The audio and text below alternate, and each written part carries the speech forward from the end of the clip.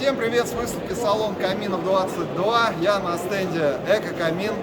И меня среди всей ассортиментной линейки заинтересовала конкретно вот эта печь. Почему? Потому что это не просто печь с функцией камина, но еще, видите, написано «котел». И вот они, контуры теплообменника.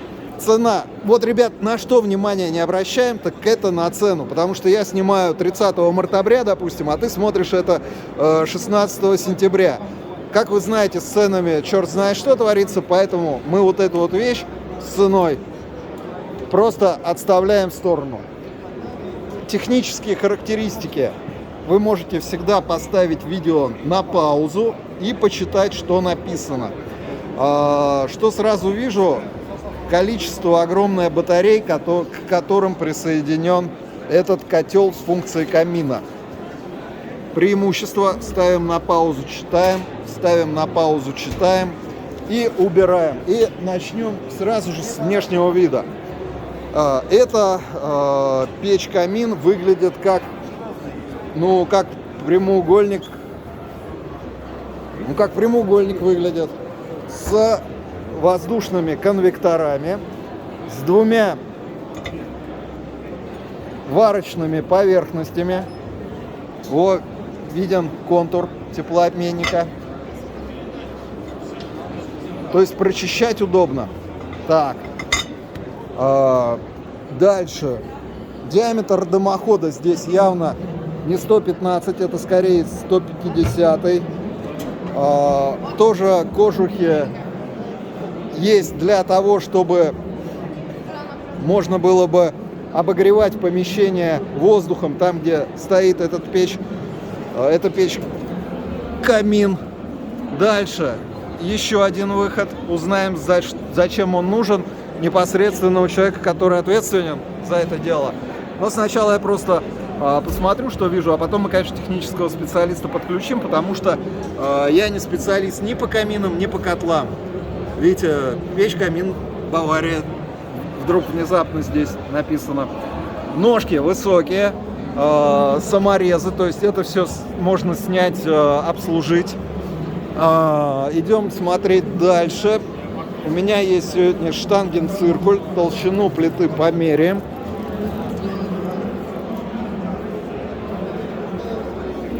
Все видите. Ну и переходим сразу же к дверце. Что меня здесь поражает, это объем пипец огромный. Ну давайте по шагам. Диагональ стекла 41, 42. Если смотреть вот так, 23. Если смотреть вот так, 35. Так, ну что, здесь мы видим только один орган управления. Туда-сюда. Видим ручку хваткую. И открываем дверцу. Здесь нету никаких регулировок на воздух, на подачу воздуха через дверцу, на чистое стекло, но функция чистого стекла присутствует. Вот эта вот часть нужна для того, чтобы воздух бил вот сюда и очищал стекло. Также эта часть отбойник дыма, чтобы когда ты открываешь, подбросить дрова, положить, у тебя дым не шел внутрь помещения. Дальше, что мне здесь не нравится, это то, что дверца, стекло посажено на точку, а не сделана здесь рейка. Но это образец выставочный, первый самый, наверняка здесь сделают рейку, потому что, Эко-камин известная компания, она делает камины, все и без меня знает. Ну вот на образец вот этот сделали так. Дальше. Огромный зольный ящик. Регулировка. Чего мы это узнаем. И прошу обратить внимание на топку. Она просто громадная. То есть, по-моему, она составляет, ну, процентов 80 от самого объема печи. Это шамот, футировка. Вот это дожик. Подача кислорода в верхнюю часть. Чугунный колосник, шамот. В принципе, прогорать тут нечему. А вот что на сложном отбойнике пламени, это мы с вами узнаем. Мы видим, там лежат два теплообменника. Давайте посмотрим размеры. Колоссальные. 58 сантиметров. Пипец. А высота какая?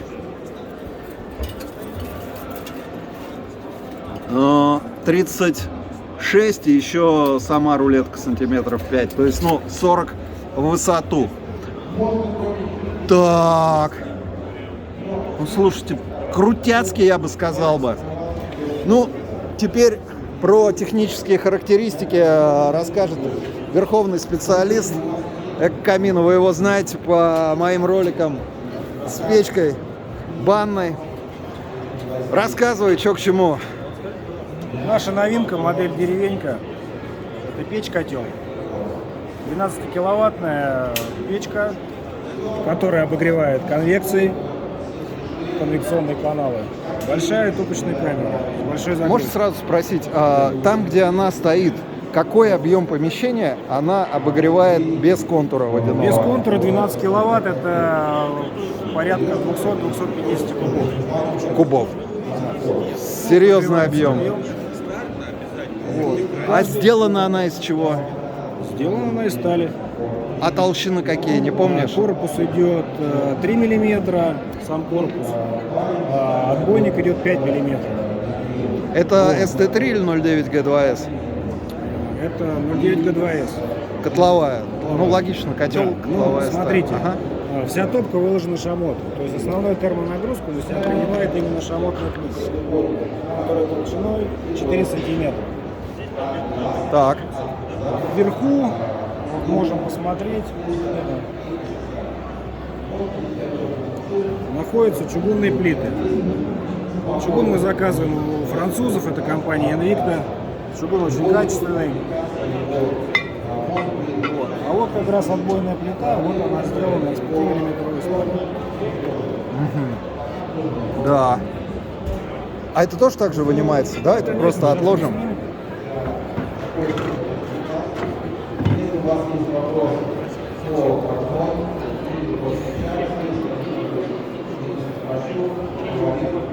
Слушай, как конструктор разбирается? Ну, это сделано для того, чтобы удобно было пользоваться. И также сделано для установки теплообменника. Потому что теплообменники устанавливаются по желанию. Можно установить 2 теплообменника, можно установить 1 теплообменник.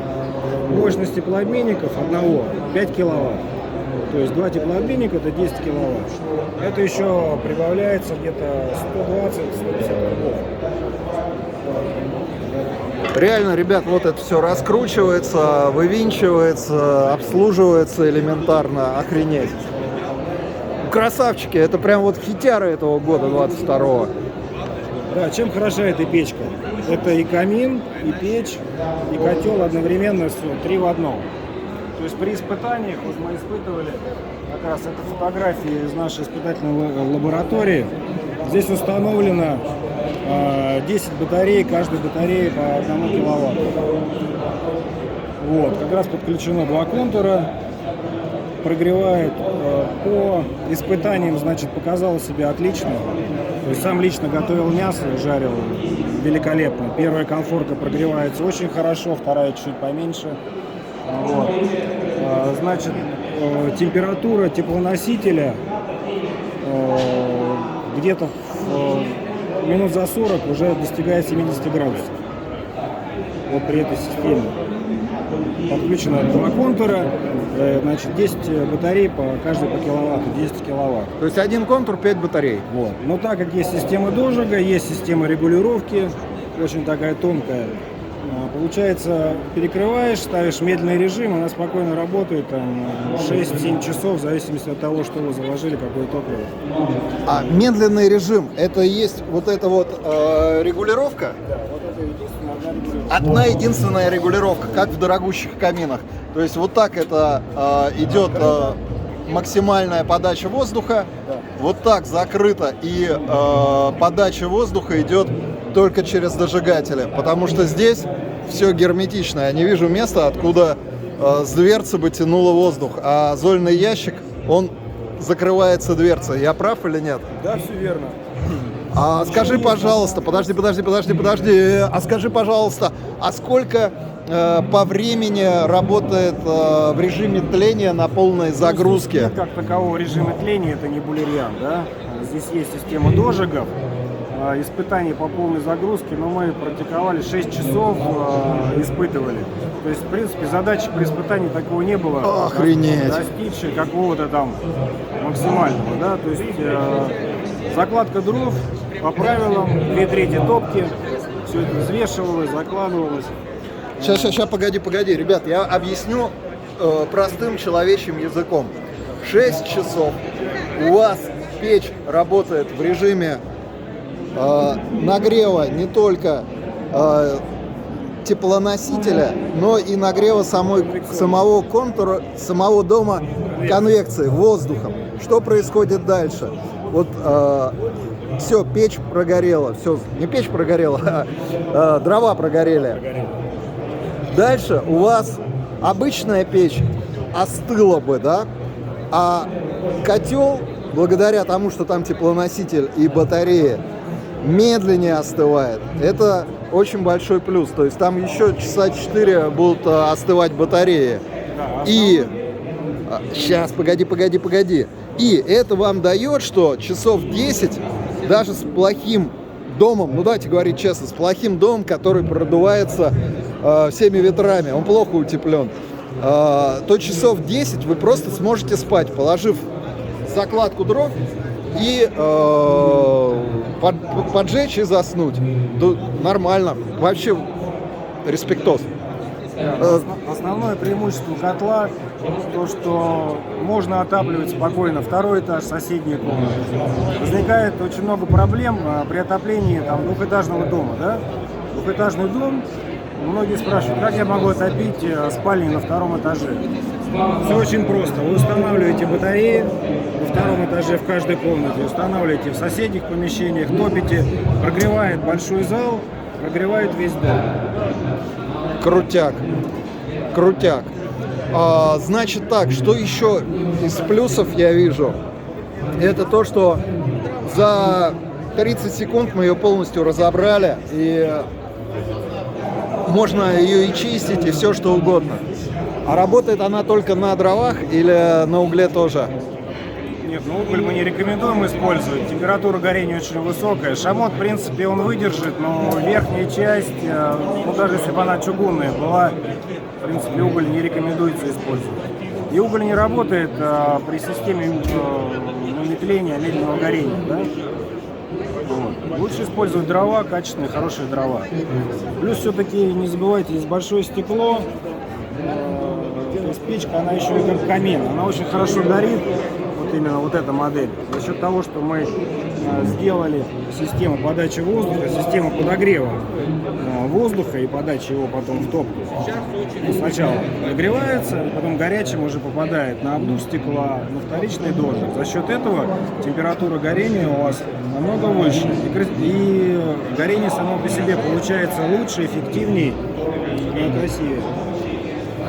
Еще момент, когда вы в режим тления или там длительного горения печь ставили, стекло коптилось все-таки? Смотрите, в этой модели мы специально увеличили подачу воздуха сверху. Больше, намного больше. То есть вот здесь проходят конвекционные каналы. Сначала воздух перегревается, в задней части я сейчас покажу. Потом он идет по конвекционным каналам. Они специально увеличены, чтобы больше воздуха подавалось именно сверху. То есть это, ну, как многие говорят, принцип кодового горения, да, подачи воздуха. В эту часть. Так. Подается. То есть в эту часть вот так, сначала. вот так вот. Давай путь покажем. Давайте. Смотрите, вот эта вещь называется патрубок подключения воздуха извне. Вы можете подключить его с улицы, чтобы печь не брала воздух на горение из того помещения, где она находится. В общем, тоже хорошая и нужная вещь. Потому что если печь стоит и берет воздух в том помещении, она его выжигает. Ага. Вот. Воздух у вас заходит, и здесь уже пошли каналы, если посмотреть. Плюс, вот здесь, если видно, Вижу, вот короб. они. Вот он короб, где воздух Да. собирается. На задней стенке он у вас нагревается, потому что температура горения очень высокая, ему ближе к задней стенке. Там стоит система дожига, которую вы показывали, стоит, видно из топки. Ага. Подается нагретый воздух для дожига несгоревших частиц. И также по каналам он поднимается. Вот здесь проходит два канала, они еще дополнительно перегреваются, потом попадают в короб, а потом только идут на обдув стекла. Во как. Короб поэтому сделан такой большой, чтобы именно количество воздуха сверху было хорошее, достаточно именно для хорошего горения. Очень круто, То есть, очень когда печка круто. горит, она смотрится очень хорошо. И обдув стекла работает очень эффективно, стекло не коптится. Очень круто. Так, давай еще покажем высоты, размеры всего этого дела. Это 80 сантиметров.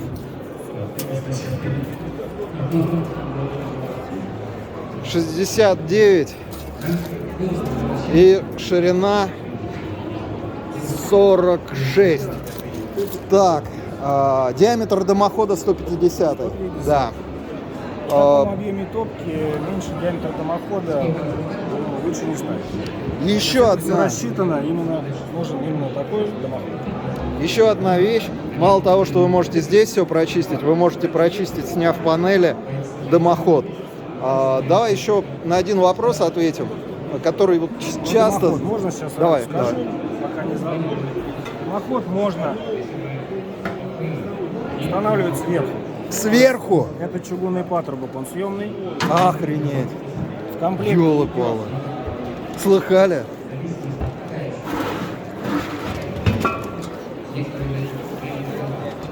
В комплекте у нас идет вот такая вот штучка. Это для подключения патрубка сверху. Не буду вас долго задерживать. То есть, грубо говоря, патрубок подключается вот сюда, на место комфорта. Охренеть. А сюда эта часть- заглушка. Эта часть глушится, да, вот заглушка. Вот она заглушка.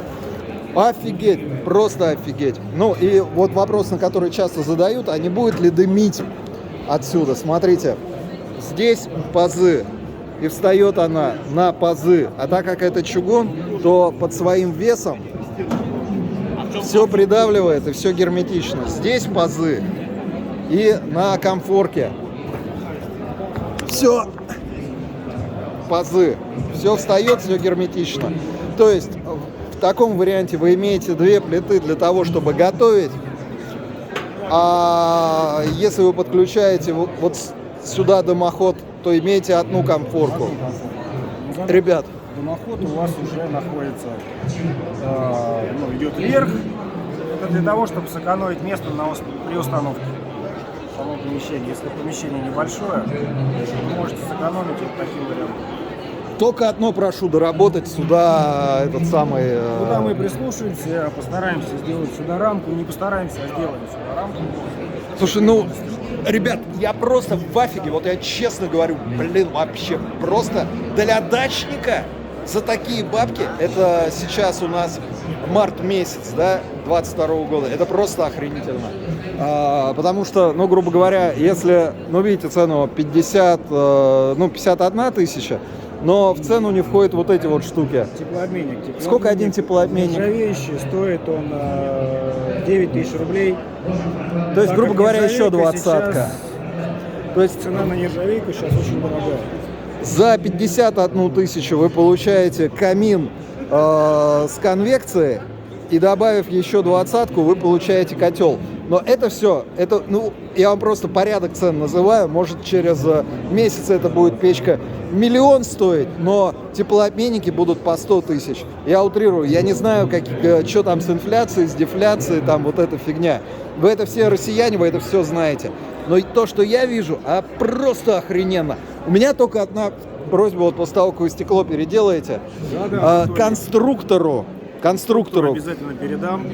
передайте ему от меня премию 50 тысяч рублей, но за счет вашей компании. Просто скажите, это от меня, но Хорошо, вашими да, я деньгами. думал, просто про крепеж стекла передать ему. Не, это охренительная вещь. Вот, блин, режьте меня на куски, но это просто вот для дачника бомба. Это просто в офиге. На этом ролик закончен. Где купить? Сколько стоит? Все ссылки снизу на производителя. А так Да, спрашивайте Камин, обращайтесь к нам. в магазинах. Ну, кто-то скажет, французское литье. Ребят, если с Франции не будет литья, литье можно и в России сделать. Все. Да, все верно. На этом конец. А кто слушал, молодец. А кто поставил лайк, тому женщина отдастся в ближайшую неделю.